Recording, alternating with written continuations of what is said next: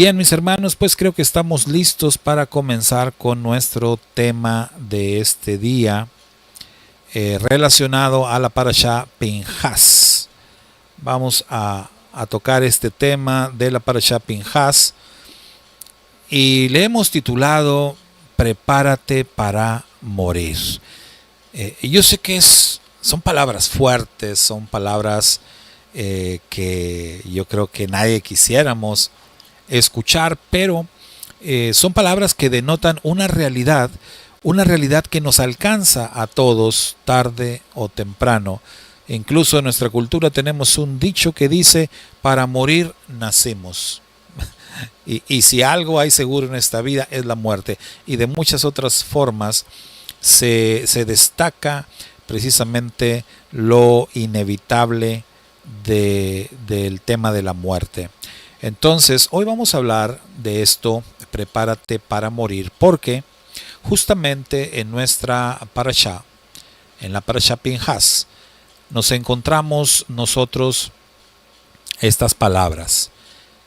Cierto día, el Eterno le dijo a Moisés: sube a una de las montañas al oriente del río y contempla la tierra que le he dado al pueblo de Israel. Después de verla, al igual que tu hermano Aarón, morirás. Con estas palabras, entonces, el Eterno pues le estaba diciendo a Moisés prácticamente: prepárate para morir. Y sinceramente yo creo que esto era algo que Moisés ya lo venía pensando, que seguramente Moisés ya lo venía meditando, que ya lo venía presintiendo también, porque recordemos que recientemente había fallecido primeramente su hermana Miriam y después murió Aarón también, hermano de Moisés. Entonces, cuando algo así ocurre, pues tú sientes, ¿verdad? Tú sientes eso, quizás esa cercanía con la muerte.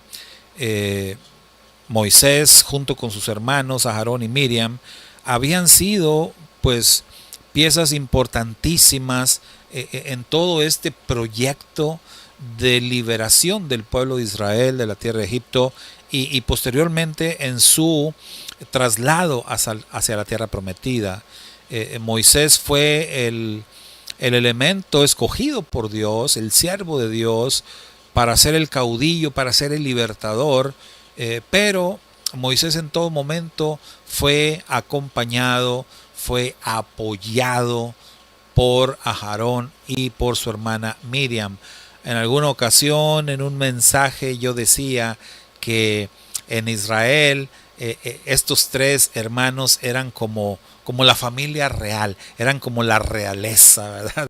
de Israel, porque ellos eran los líderes de Israel, fueron instrumentos muy poderosos de parte de Dios para llevar al pueblo de Israel en su paso por el desierto, para motivarlos, para alentarlos también, para aconsejarlos, etcétera, para ser un ejemplo para ellos. Y ahora, entre más se acercaba el momento de que el pueblo de Israel entrara en la tierra prometida, pues también se iba acercando el momento de morir para ellos. Y a estas alturas, Miriam ya había muerto, Aarón ya había muerto, y por esa razón seguramente Moisés también pensaba que la muerte estaba cercana para él. Seguramente ya lo había pensado, seguramente que ya lo había meditado. Y bueno, como decimos también en nuestra cultura, no hay fecha que no se llegue y no hay plazo que no se cumpla, y ese momento tan temido llegó, ese día llegó, y el Eterno le dijo a Moisés: sube a la montaña porque vas a morir. Sí. Moisés habría de subir a esa montaña para ya no descender. Este texto, hermanos, este texto que nosotros leemos ahí en Números capítulo 27 es trascendental, es importantísimo, porque está marcando el tiempo del término de la vida de este siervo ejemplar que fue Moisés. Moshe Rabenu, como le llaman en el judaísmo, es la vida de este siervo del Eterno estaba llegando a su fin. El Eterno le estaba diciendo: prepárate, prepárate, porque ya vas a morir igual que tu hermano Aarón. Entonces, ¿qué hacer ante estas circunstancias?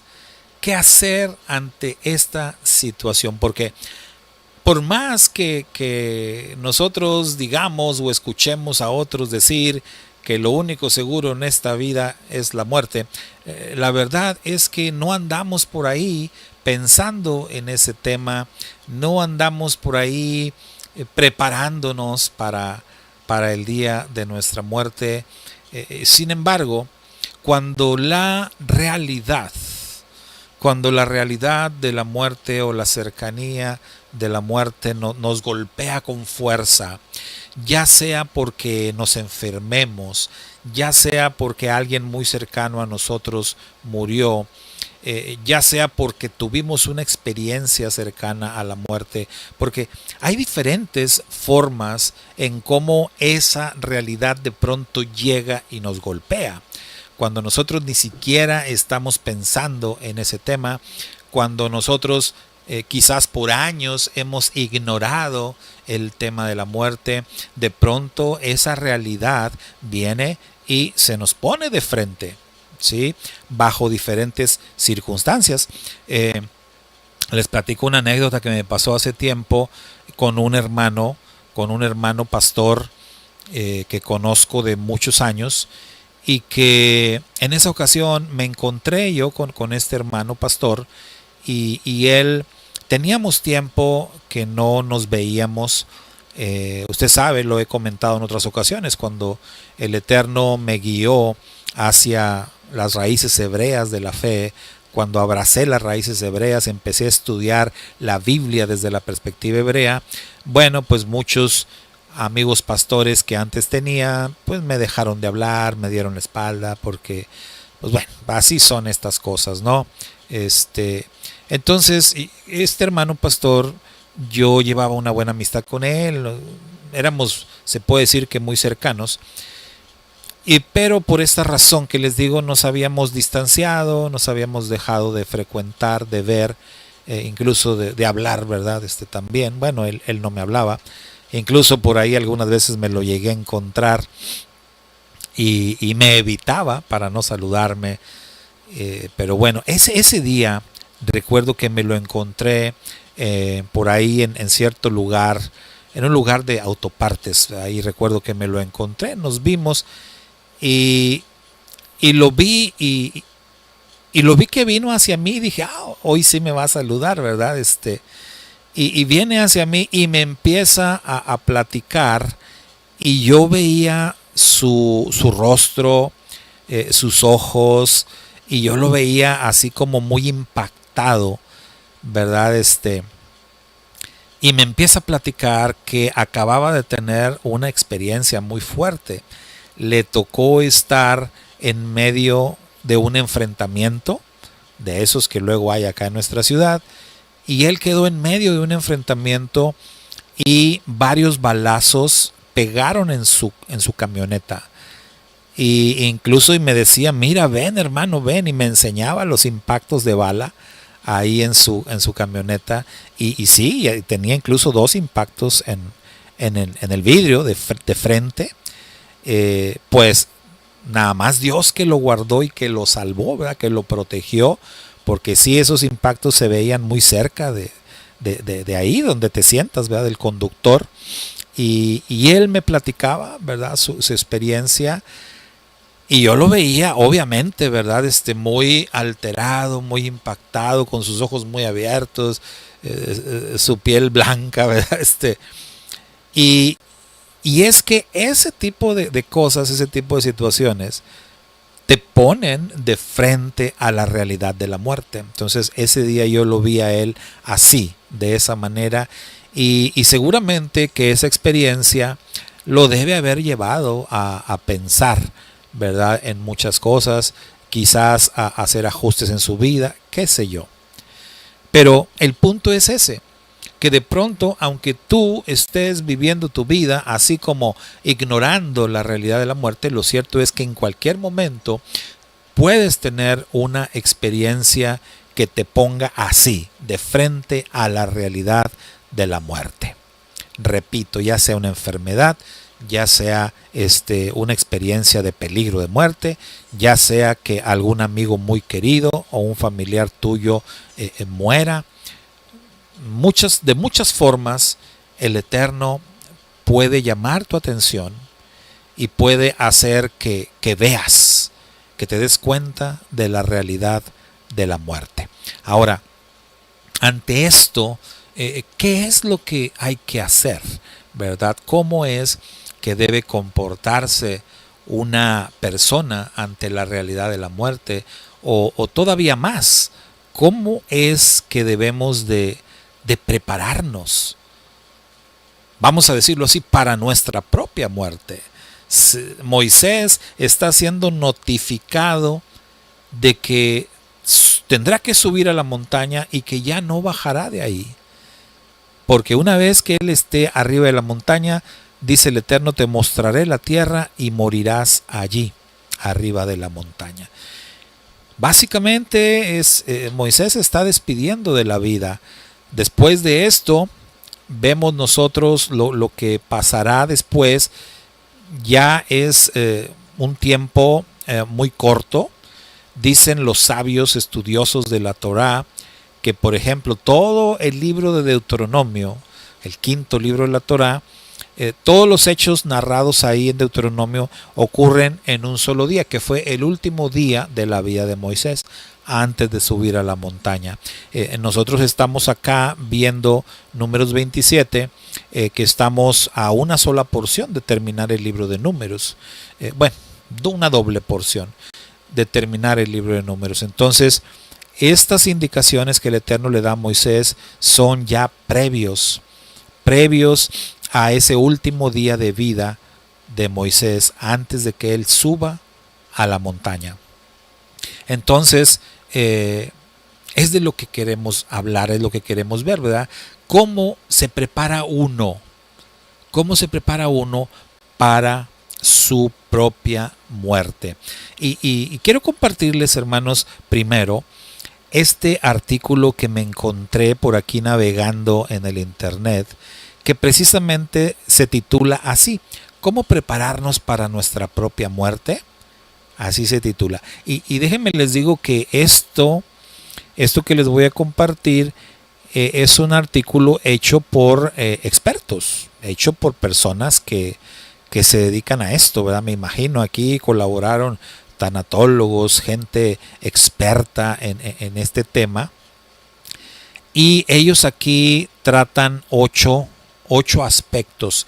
Dicen 8 aspectos que se tienen que considerar, 8 aspectos que se deben de tomar en cuenta cuando uno se va a preparar para su propia muerte. Dicen ellos que la muerte alinea la vida, ayuda a quedarse con lo netamente importante y esencial al ser humano.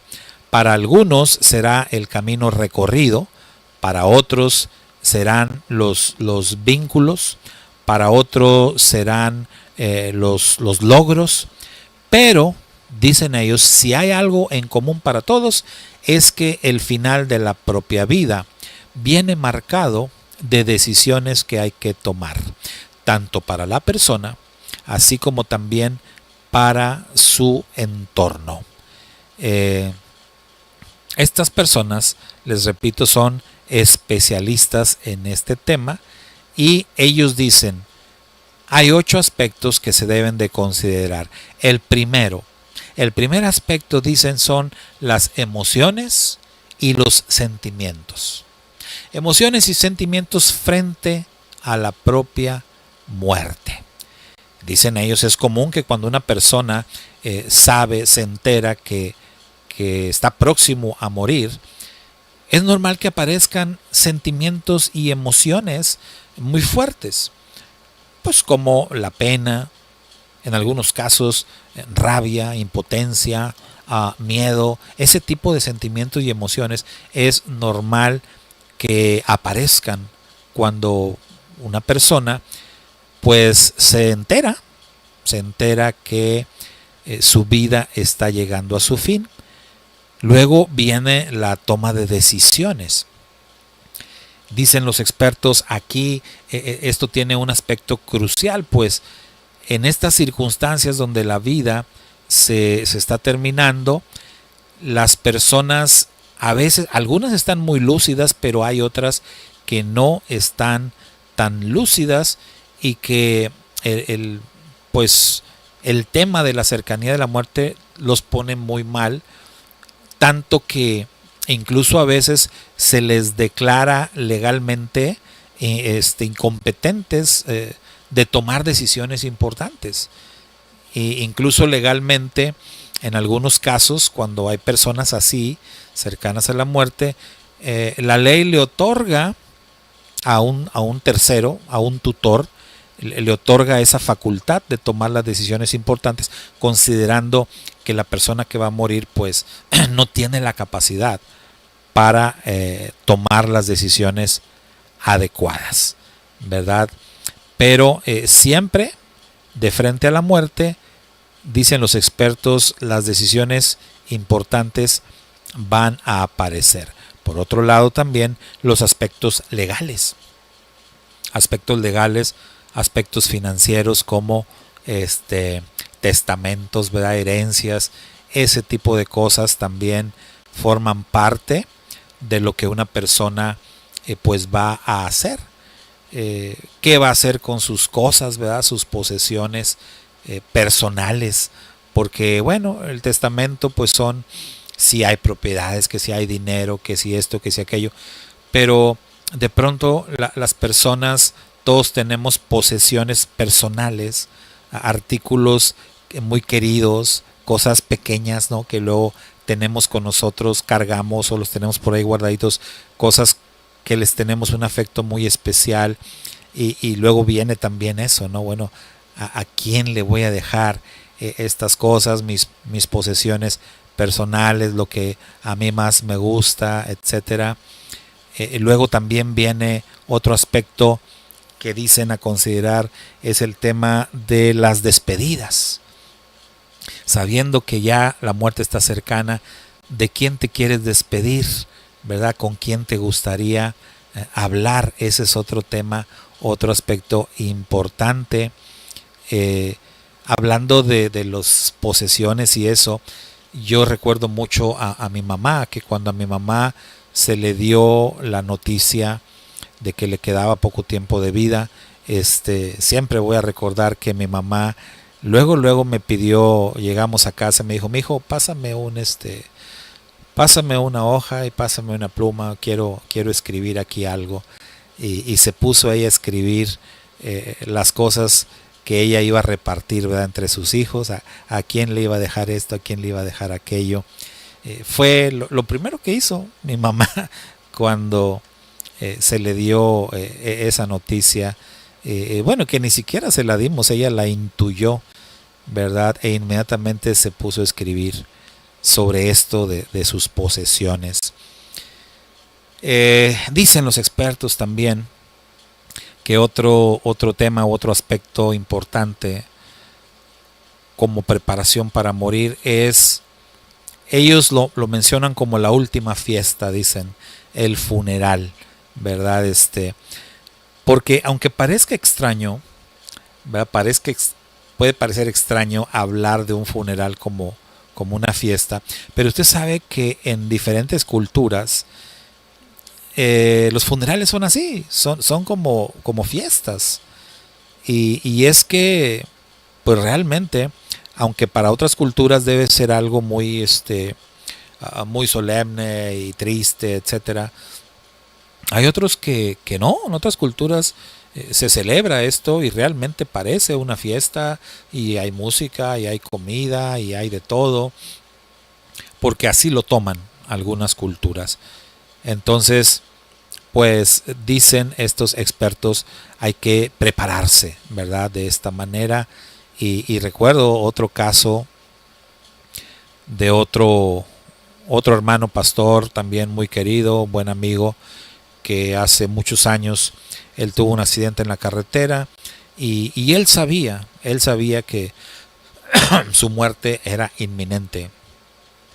Él tuvo este accidente, él estuvo agonizando por un buen tiempo porque pues no llegaba la asistencia, no llegaban los servicios médicos. El accidente lo tuvo lejos, ¿verdad? De la ciudad. Entonces tardaron mucho en ir a recogerlo y él, sabiendo de lo inminente que era morir, él escribió también, así como mi mamá, pero él no escribió testamento, o sea, él escribió cómo quería que fuera su funeral. Él dejó instrucciones para su familia de cómo quería que fuera su funeral. Increíble, ¿no? Pero bueno, vemos cómo estas personas, estos expertos, pues saben por qué dicen lo que dicen respecto a estas situaciones. Otra de las cosas es respecto al sepelio, o sea, qué va a pasar con el cuerpo, ¿no? ¿Se va a sepultar o se va a incinerar? Estos, dicen los expertos, son decisiones que debe de tomar la persona que va a morir y no otros, ¿verdad? Sino la persona. Y bueno, sabemos que ahí hay mucha polémica, sobre todo entre los creyentes, mucha polémica en cuanto al tema de ser sepultados o de ser cremados. La postura más fuerte, más bíblica, por supuesto, pues es la sepultura, ¿verdad? Esa es la postura más sólida, más correcta desde una perspectiva bíblica, pero los expertos dicen es otra de las cuestiones o aspectos importantes a considerar. Y finalmente dicen ellos, otro aspecto que debes de considerar es cómo quieres que te recuerden. ¿Cómo quieres que te recuerden las personas? Sobre todo tu familia cercana. ¿Cómo quieres que te recuerden? Si te da tiempo de hacer algo para dejar sembrados algunos buenos recuerdos, pues qué bueno, ¿verdad? Qué bueno que todavía se pueda hacer algo. En fin, quise mencionarles estos aspectos, que esto es lo que dice pues el mundo, ¿no? Esto es lo que dice la gente experta, los que se han dedicado por muchos años a estudiar el tema de la muerte y todo el contexto del tema de la muerte. Y estas son las recomendaciones que ellos dan. Ahora, ¿qué es lo que nos dice la Escritura o qué es lo que nos dice el Eterno allí en su palabra? ¿Cómo realmente uno debe prepararse para el tema de la muerte? Concretamente en el caso de Moisés, ¿cómo Moisés se preparó para morir? Vemos que ocurren acá básicamente tres cosas. Tres cosas ocurren con Moisés. La primera, el hecho de que el Eterno le mostró la tierra prometida antes de que Moisés muriera. Esa es una, ¿verdad? Que el Eterno le mostrara la tierra prometida antes de morir.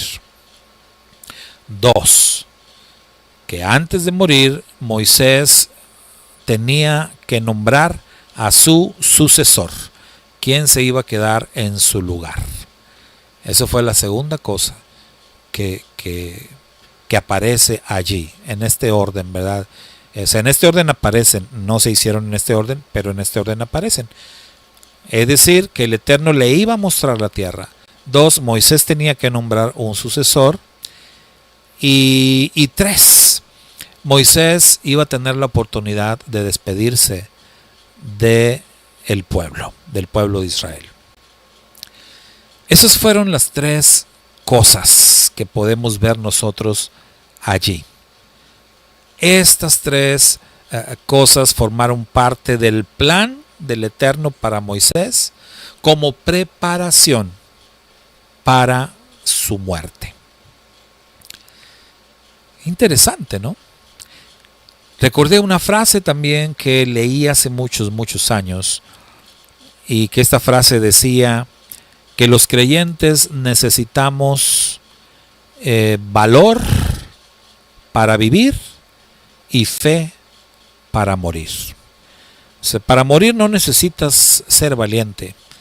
O sea, la muerte de todos modos va a llegar. Si eres valiente, si eres cobarde, vaya, de todos modos vas a morir. Pero esa frase decía, si tú eres un creyente en el Dios de la Biblia, cuando llegue la hora de tu muerte, lo que tú necesitas es fe. Fe para morir. Para vivir es donde se necesita valor. Fuerza. Como se le dijo a Yehoshua, esfuérzate y sé valiente. Porque es lo que necesitas para vivir cada día. Esfuerzo y valentía. Y ciertamente, en el caso de Moisés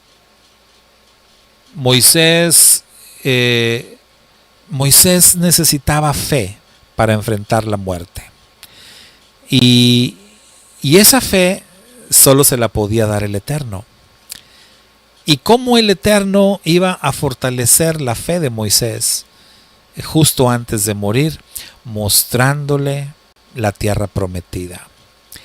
Es decir, dándole seguridad en cuanto a las promesas del Eterno, porque como está escrito, fiel es el que promete. El que da las promesas, mis hermanos, es fiel. El Eterno es fiel. Y todo lo que el Eterno promete, Él lo cumple. Y Moisés había insistido mucho con el tema de entrar en la tierra prometida, porque Moisés obviamente tenía este deseo, tenía este anhelo totalmente válido, porque para eso había sido escogido. Sabemos, sin embargo, que pasó aquella tragedia, aquel pecado de Moisés, que todavía es mencionado también aquí en la Parashá Pinhas, y que tuvo como consecuencia que Moisés no entrara en la tierra prometida. Sin embargo, el Eterno le mostró la tierra. Se la mostró toda, completita, allí desde aquella montaña. Porque de esta manera la fe de Moisés se iba a fortalecer de cara a la muerte. Porque es lo que necesitamos, fortalecer nuestra fe, el estar seguros, el estar firmes, como dice aquella escritura, porque yo sé a quién he creído y que es poderoso para salvarme, para guardarme, para trasladarme de este plano físico al plano espiritual. Yo sé a quién he creído, yo sé en quién estoy confiando. Por eso se necesita la fe para morir. Y la tenemos, pero necesitamos fortalecerla. Eso fue lo que el Padre Eterno hizo con Moisés. Fortalecer su fe. Ahora, también vemos nosotros que la segunda cosa que aparece ahí fue el legado, vamos a llamarlo así, el legado. Leía un comentario que Moisés toca este tema de su sucesor, porque fue Moisés el que abordó el tema, fue Moisés el que le dijo al Eterno, bueno, ¿y quién va a quedarse al frente? El pueblo necesita un líder, el pueblo necesita un pastor, ¿verdad? Al frente de ellos, y entonces el Eterno pues ya le guió El Eterno le dirigió a lo que tenía que hacer y que tenía que nombrar a Yehoshua, esto es a Josué, como su sucesor. Y leí un comentario que decía: Moisés presenta o pone sobre la mesa este asunto justamente después de la petición de las hijas de Zelofahad, en donde las hijas de Zelofahad, como comentábamos anoche, ellas solicitaron un cambio porque ellas decían: nuestro padre no tuvo hijos varones, somos puras mujeres, y la repartición de la tierra se va a hacer entre varones y nosotros no consideramos esto como algo justo, ¿verdad? Que nos quedemos sin herencia por ser mujeres. Y de ahí, decíamos anoche, se llevó a cabo un ajuste en las instrucciones del Eterno y se les otorgó herencia no solo a ellas, sino que el Eterno le dio instrucciones a Moisés para hacer algunos ajustes en este tema y que ninguna mujer quedara desprotegida, y que incluso si no había hijos y si no había hijas tampoco, la herencia del difunto, ¿verdad?, pues pasara a su familia y no a gente extraña, ¿verdad?, no a otras personas. Entonces, si no hay hijos y no hay hijas, bueno, entonces pues alguno de sus hermanos o alguno de sus tíos. Se hicieron esos ajustes. Y este comentarista decía que Moisés pone sobre la mesa el tema o el asunto, pensando en que quizás sería un buen momento para que pues alguno de sus hijos, alguno de los hijos de Moisés, pudiera pues heredar, ¿verdad?, el legado de Moisés. Sin embargo, como sabemos, la realidad es que la Torá poco nos habla de los hijos de Moisés. Y hay otros escritos, ¿verdad? Hay Midrash o en el Talmud, ¿verdad?, donde sí se habla un poco más de los hijos de Moisés, pero en las escrituras no se habla tanto. Es decir, no vemos a nosotros, a los hijos de Moisés, pues ahí, ¿verdad?, digamos, con él, presentes, apoyándolo, trabajando con él, en el ministerio. Y el que vemos siempre es a Josué. Que Josué pues no era su hijo de sangre, pero pues fue su hijo espiritual, que estuvo ahí todo el tiempo y que finalmente Josué, Yehoshua, fue el elegido por el Eterno para ser el sucesor de Moisés.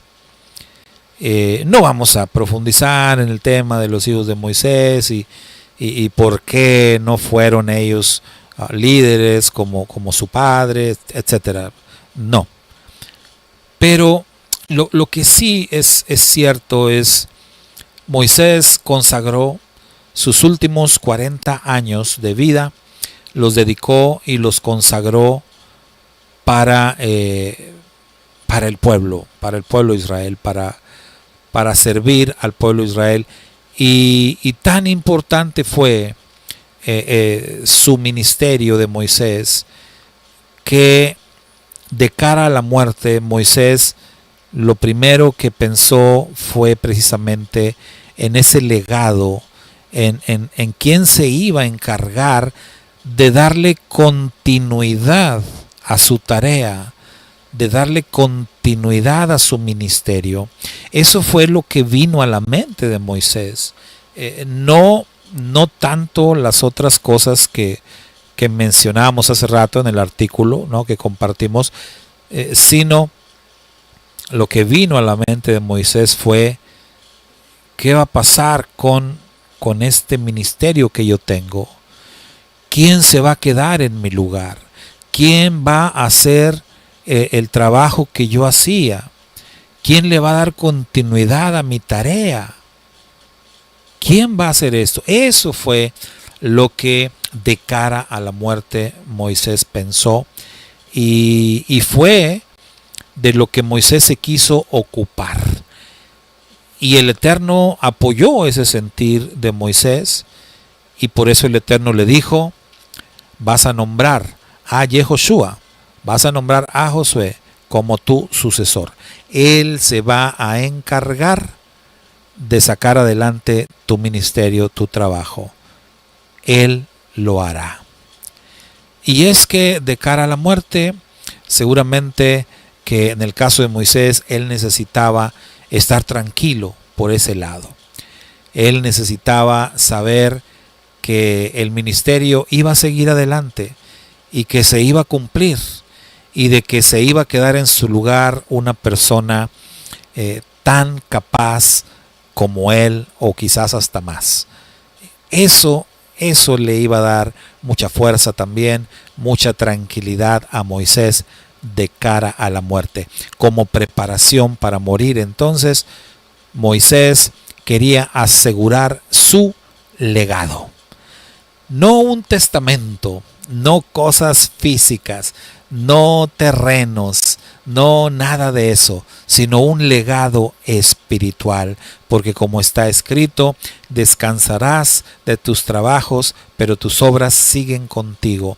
Y Moisés quería asegurarse de eso, de que todo lo espiritual para lo que él trabajó y tanto se esforzó tuviera una continuidad. Cuando él estuvo seguro que así sería a través de la vida de Josué, pues seguramente Moisés se sintió más fortalecido y más, por así decirlo, listo para morir. Y la tercera cosa que ocurrió, y que esto ya lo vemos en el libro de Deuteronomio, la tercera cosa pues fue que Moisés tuvo la oportunidad para despedirse del pueblo. Todo el libro de Devarim, quinto libro de la Torá, todo Deuteronomio, no es otra cosa más que un discurso de despedida de Moisés, del pueblo de Israel, de aquella nueva generación de israelitas. Entonces, qué bendición para Moisés, que tuvo esa oportunidad de dedicarles unas palabras de despedida a todo el pueblo. Y cuando nosotros leemos el libro de Deuteronomio, pues saber que Moisés se está despidiendo de ellos es muy emocionante, pero ver que no es una despedida tradicional, ver que a Moisés lo que siempre lo movió, lo que siempre lo motivó fue la palabra de Dios, las instrucciones del Eterno. ¿Qué hizo Moisés con sus palabras de despedida para el pueblo? Recordarles la Torá, recordarles las experiencias vividas, recordarles las experiencias negativas para que no volvieran a cometer los errores. Moisés siempre estuvo preocupado por el pueblo, y Moisés quería que al pueblo le fuera bien, y ocupó sus palabras de despedida, su tiempo de despedida, para decirles a ellos, para repetirles todas las enseñanzas de la Torá, y para recordarles las buenas y las malas experiencias que habían tenido en el desierto. De esa manera él usó sus palabras de despedida. Como conclusión, mis hermanos, entonces, ¿cómo nos preparamos para morir? Aumentando nuestra fe. ¿Cómo nos preparamos para morir? Asegurándonos de dejar en buenas manos nuestro legado espiritual. ¿Cómo nos preparamos para morir? Pues teniendo una buena despedida de aquellos a quienes amamos y a quienes dedicamos nuestra vida. Eso lo vemos en la experiencia de Moisés, pero cuando vamos a otros casos, a otros ejemplos bíblicos, pues vamos a otros personajes bíblicos, vamos a comprobar exactamente lo mismo, que hubo otros que, al igual que Moisés, hicieron lo mismo, actuaron de la misma manera de cara a la muerte. Cuando llegue el momento, ¿qué haremos nosotros? Pues bueno, quiera el Padre Eterno que tengamos la oportunidad para también llevar a cabo estas mismas acciones. Shabbat Shalom, mis amados hermanos. Shabbat Shalom, que el Padre Eterno les bendiga rica y abundantemente. Así estamos llegando al final de este servicio de Shabbat. Quiero, antes de despedirnos, tener unos anuncios. Más tarde vamos a tener las clases también por transmisión. Ahorita, como lo hacemos siempre en cada Shabbat, pues hay que tener un tiempo para comer, ¿verdad? Ya después de que comamos y nos relajemos un ratito, yo creo que por ahí de las 2 de la tarde vamos a tener la transmisión de la primera clase y más tarde la transmisión también de la segunda clase de hoy, de este día de Shabbat. Les recuerdo también a todos mis hermanos, si les es posible, les recuerdo enviar sus ofrendas, ya que hoy no nos pudimos reunir presencialmente, no pudimos presentar nuestras ofrendas. Les encargo eso, por favor. Recuerde, pues tenemos gastos fijos ya que tenemos ahí, ¿verdad? Que no podemos quitarlos y entonces pues necesitamos esto, y por eso les hago este recordatorio de que envíen por favor sus ofrendas. Ya por ahí tienen el número de la tarjeta para enviar sus ofrendas, ¿verdad? Los hermanos a la distancia que también gusten enviar sus ofrendas también pueden hacerlo. Pueden comunicarse directamente con su servidor y nos ponemos de acuerdo, ¿verdad? Por ahí se puede hacer también con el número de la tarjeta o por medio de PayPal, que me decían que era la forma más fácil de enviarlo por PayPal. El que guste de los que están a la distancia, pues se comunica con su servidor y por ahí le hacemos llegar la manera. Bueno, mis hermanos, Shabbat Shalom, bendiciones del Todopoderoso. Nos vamos, nos despedimos